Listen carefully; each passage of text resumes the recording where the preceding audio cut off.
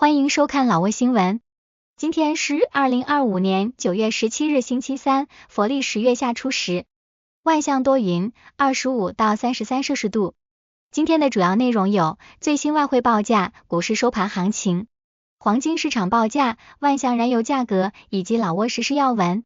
首先来关注外汇。根据老挝外贸银行最新公布的今日外汇价格，美元的银行买入价为21509基普，较上一个交易日上涨5基普，涨幅 0.02%。泰铢的银行买入价为 677.95 基普，较上一个交易日上涨 2.01 基普，涨幅 0.3%。人民币的银行买入价为 3017基普，较上一个交易日上涨7基普，涨幅 0.23%。再来关注股市行情。根据老挝证券交易所最新收盘报告显示，昨日老交所综合指数收于 1445.63 点，较上一个交易日上涨 12.1 点，涨幅 0.84%。开盘 1444.68 点，最高 1450.46 点，最低 1434.77 点。成交量61800股，成交金额9631万基普。成交量最高的股票是老挝电力，收盘价1740基普，交易量37100股，其次是外贸银行和中老证券。成交额最高的股票是老挝电力，收盘价1740基普，交易额6319万7000基普，其次是外贸银行和中老证券。接着关注黄金价格。根据老挝 PV 黄金最新公布的价格，重量为1铢的黄金金条，每根售价是3915万基普，较上一次报价上涨2万基普，涨幅 0.05%。然后关注今天的万象油价。今天万象10个加油站执行9月10日老挝工贸部公布的燃油价格，柴油每升19530基普，普通汽油每升23880基普，95号汽油每升28600基普。接下来一起关注时事要闻。1. 万象市与柬埔寨金边市加强合作关系。应柬埔寨金边市市长科沃斯雷邀请，万象市市长阿萨潘通西潘敦率领代表团于9月14日至16日访问金边。此次访问旨在巩固和深化两市之间的友谊与合作，并签署了万象金边友好城市协议。在会晤中，金边市市长对万象市成功主办东盟峰会表示祝贺，并赞扬了老挝建国50年来所取得的成就。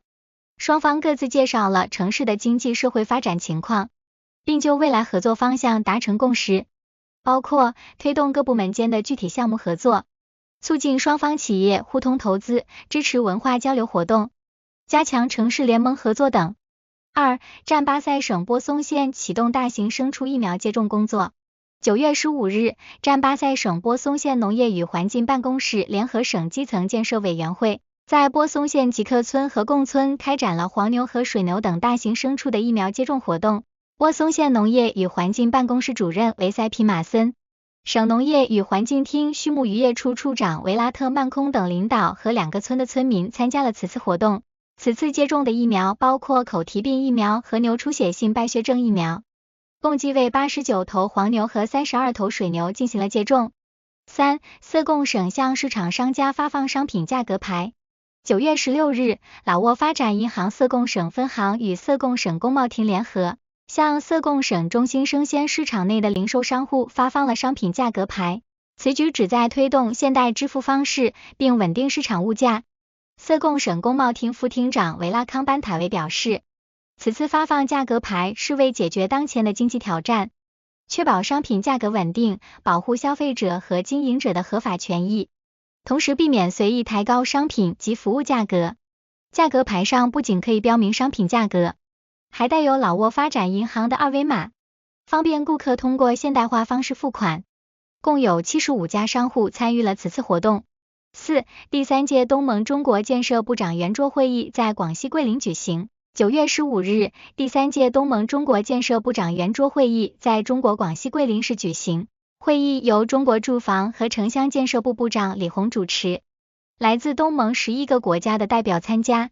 老挝代表团由公共工程与交通部副部长德颂坎塔马约、住房与城市规划局局长本塔威纳阿以及老挝驻广西南宁总领事组成。与会代表还参观了中国的现代建筑创新与技术展览，并采纳了桂林倡议，重申了对重要文件原则和精神的承诺。5. 老挝与澳大利亚合拍教育短剧教师的价值。在澳大利亚政府的支持下，老挝教育和体育部近期开拍了一部名为《教师的价值》的教育短剧，此片旨在鼓励全民教育，并转变人们对教育的态度。老挝教育科学研究院副院长欧佩乌多姆利表示，这部短剧展现了教师们从基础教育到高等教育的奉献精神，突出了他们作为教育体系中坚力量的重要性。澳大利亚驻老挝大使馆一等秘书瓦内萨和加蒂解释说，该宣传计划通过真实的故事和社区参与，旨在鼓励学生返校，确保家长获得终身教育的益处，并赞颂教师在培养未来领导者方面不可或缺的作用。6. 约乌县警方教育吸食电子烟和非法改装摩托车的青少年。9月15日下午，风沙里省约乌县警方对吸食电子烟和非法改装制造噪音的摩托车的青年进行了教育。约乌县公安局副局长宋佩威江中校、警察处处长宋坎佩沙旺少校以及相关家长和3名当时青年共同参加了此次教育活动。随后，警方做了教育记录，以确保这些年轻人不再犯错，并将他们交由父母进一步管教。警方警告称，如果他们再犯，将依法严惩并处以罚款。7. 万象市发生交通事故致18人受伤。9月16日凌晨4时17分，万象市塞塔尼县丹上村发生一起交通事故，一辆皮卡车与一辆客运双条车、一辆吉普车及一户民宅相撞，造成18人受伤，其中3人伤势较重。据警方初步调查，事故原因是39岁的皮卡车司机蒙空佩特在驾车时打瞌睡，导致车辆失控。他的皮卡车先是撞上了前方一辆载有17名乘客的双条车，随后2车又一同撞向路边一辆停放的吉普车和一户民宅。事故造成3辆车和一栋房屋不同程度损坏，双条车上的3名乘客伤势较重，已送往医院治疗。其余15名轻伤者经医生检查后已回家休养。目前，事故3方及伤者已达成部分和解，警方正在收集更多证据，以依法处理此案。8. 祝贺老挝佳丽赢得2025年国际皇后小姐最佳才艺奖。9月16日，在泰国曼谷举行的2025年国际皇后小姐大赛中，老挝佳丽塔能战塔塞萨荣获最佳才艺奖。这个奖项让选美粉丝们为老挝代表感到由衷的喜悦。塔能战塔塞萨参加此次比赛，旨在支持性别平等和多样性，并向国际舞台展示老挝美丽的文化和旅游风光。决赛将于9月20日举行，让我们一起为她加油打气吧。以上就是今天的老挝新闻，欢迎点赞、评论和订阅，我们明天见。